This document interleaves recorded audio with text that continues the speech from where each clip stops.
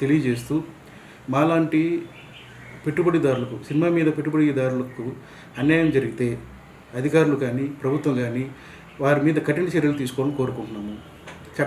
చట్టం మేము కూడా రామకృష్ణ తోట మీద చట్టపరమైన చర్యలు కూడా తీసుకునేదానికి ముందుకెళ్తున్నాము.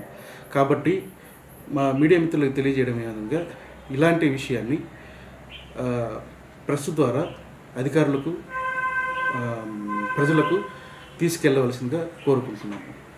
సో ధన్యవాదాలు. రికార్డింగ్. మా మీడియా మిత్రులందరికీ హృదయపూర్వక ధన్యవాదాలు.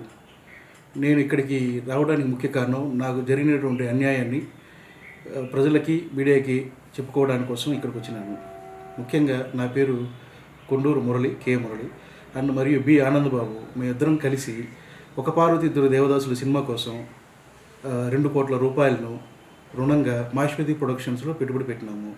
ఆయన ఆ సినిమాని నిర్ణీత సమయంలో కంప్లీట్ చేయక తిరిగి మా డబ్బులు మాకు ఇవ్వక 12 సెప్టెంబర్ 2024న మాకు ఫుల్ సెటిల్మెంట్ అగ్రిమెంట్ చేసినాడు.